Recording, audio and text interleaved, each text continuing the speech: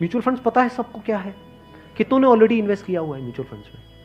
बहुत कम लोगों ने। क्यों नहीं किया हमने इन्वेस्ट? पता ही नहीं सर। नंबर 1 करेक्ट इन्फॉर्मेशन नहीं है। नंबर 2 हम डरते हैं। हमें लगता है म्यूचुअल फंड भी कोई स्कीम है कि पैसा इकट्ठा किया और कल को अगर भाग गए या बंद हो गया तो पता नहीं क्या होगा। ये पैसा आपका 100% सेफ है because it is regulated by SEBI. तो यहां पे डरने की जरूरत नहीं है कि मेरा पैसा चला जाएगा। और कहते हैं SIP is an excellent option. SIP का मतलब होता है कि आपने अपना एक अमाउंट फिक्स कर लिया, हर महीने का इतना अमाउंट तो एसआईपी में देना ही देना है म्यूचुअल फंड में। अब म्यूचुअल फंड कैसे चूज करें? हजारों म्यूचुअल फंड है। लार्ज कैप इक्विटी फंड को पकड़ो। वो भी कुछ वेबसाइट्स है जैसे मनी कंट्रोल है, वैल्यू रिसर्च है, वहां पर जाकर के देखो उन फंड्स की रेटिंग कम से कम 4 से 5 स्टार होनी चाहिए। कोई ऐसा फंड है उसकी 1 या 2 स्टार की रेटिंग है, मत करो उसमें। बल्कि ऐसा फंड होना चाहिए जो हर वेबसाइट पे 4 या 5 स्टार की रेटिंग हो। अब आपने क्या किया कि हर महीने का अपना एक अमाउंट फिक्स कर लिया। दैट कुड बी एनीथिंग, 1000 रुपए, 2000 रुपए, 3000 रुपए, 4000, 5000, what ever that amount is. SIP के थ्रू ऑटोमेटिकली इतना अमाउंट आपके अकाउंट से डेबिट होता चला जाएगा over a period of next 10 years, 20 years, 30 years. अभी स्मार्ट इन्वेस्टमेंट क्यों है? एक तरफ से मैं इंश्योरेंस के लिए मना कर रहा था, इसके लिए स्मार्ट क्यों है? क्योंकि यहां पे आपका पैसा नहीं कट रहा है। जो पैसा आप लगा रहे हो पूरा का पूरा इन्वेस्ट हो रहा है। इसमें भी 2 ऑप्शन है। एक आप ब्रोकर के थ्रू जा सकते हो, एक है डायरेक्ट जा सकते हो। तो वहां पे आपका 1% और बच जाएगा।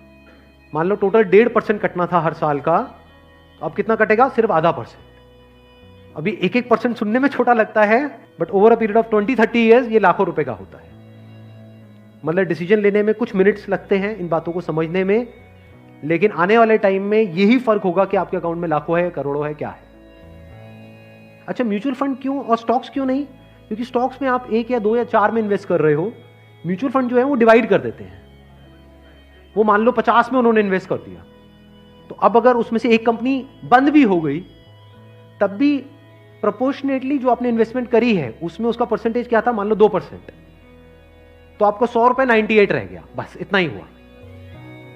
अब मार्केट में सबसे बड़ा डर लोगों को यह होता है जो म्यूचुअल फंड में नहीं इन्वेस्ट करते हैं कि कल को नीचे आ गया तो क्या होगा, क्योंकि नीचे आने की कोई लिमिट नहीं है।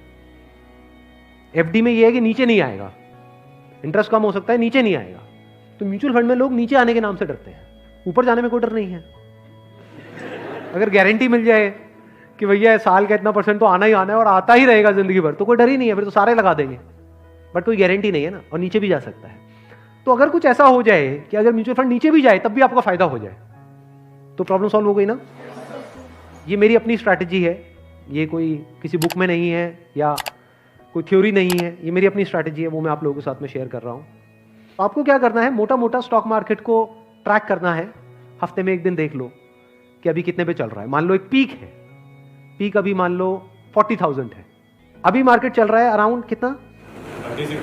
37 के अराउंड चल रहा है। तो मेरी स्ट्रैटेजी क्या है? जैसे ही मार्केट 20% से नीचे गिर जाए कि मार्केट की ये पीक है, मान लो 40,000 है, अब मार्केट 30,000 पे आ गया है, तो आपने क्या किया? पहले इन्वेस्ट किया हुआ था एसआईपी में, लार्ज कैप्स में। आप इमीडिएटली जैसे ही मार्केट 30 पे आई, आप स्विच कर गए मिड कैप में, not even in small cap, mid cap. अब ऐसा क्यों किया? क्योंकि जब मार्केट 20% टूटेगा, सेंसेक्स का मतलब लार्ज कैप्स जो बड़ी कंपनीज हैं, जब मार्केट 20% टूटेगा यानी बड़ी कंपनीज के जो शेयर्स हैं वो 20% से टूटेंगे, तो जो छोटी कंपनीज हैं उनके शेयर्स 50 से 60%, 70% तक टूट जाएंगे। तो जब वो 60% टूटा तो 100 की चीज आपको कितने में मिल गई? 50 में या 40 में। तो जब मार्केट नीचे भी गया तो आपका फायदा हो रहा है। ये स्ट्रैटेजी समझ आ गई? वापस से जैसे ही मार्केट जो भी लास्ट उसकी पीक थी, मान लो 40,000, उससे 20% ऊपर गया, तो मिड कैप से आप स्विच कर गए वापस से लार्ज कैप में। ये स्ट्रैटेजी जो है ये मैंने सीखी है वॉरेन बफे से। उनका जो बेसिक सा फंडा है, मतलब अगर एक लाइन के अंदर बोला जाए, वो क्या है कि जब मार्केट बहुत ज्यादा ग्रीडी हो तो डरो, और जब मार्केट डरा हुआ है तो ग्रीडी हो जाओ। बेसिक सा फंडा है। मतलब जब सब डरे हुए हैं तो थोड़े से लालची हो जाओ, और जब सब लालची हो रहे हैं, मतलब मार्केट ऊपर भाग रहा है, तो डरने लग जाओ।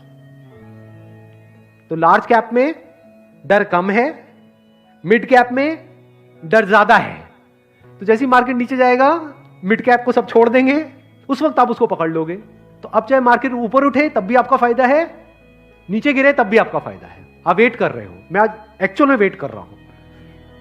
लोग हैं डरते हैं, जो म्यूचुअल फंड में इन्वेस्ट करते हैं, स्टॉक्स में इन्वेस्ट करते हैं, लोग डरते हैं कि मार्केट नीचे ना आ जाए, मार्केट ऊपर जाए। मैं वेट कर रहा हूं, जाए तो सही नीचे, समझ गए? क्योंकि लार्ज कैप टूटेगा 20%, तो मिड कैप टूट जाएगा 60%।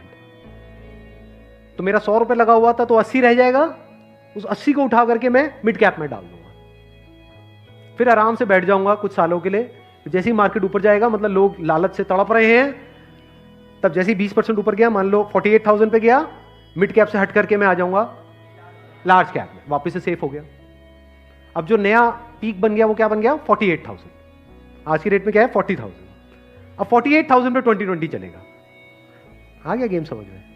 तो यहां से आप पीसफुल हो, नहीं तो लोग डरे ही रहते हैं, म्यूचुअल फंड के नाम से डरते हैं। क्यों डरते हैं? अरे कम हो रहा है, कम हो रहा है, कम हो रहा है तो बढ़िया है, तब भी आपका फायदा है, और बढ़ रहा है तो फायदा है ही है।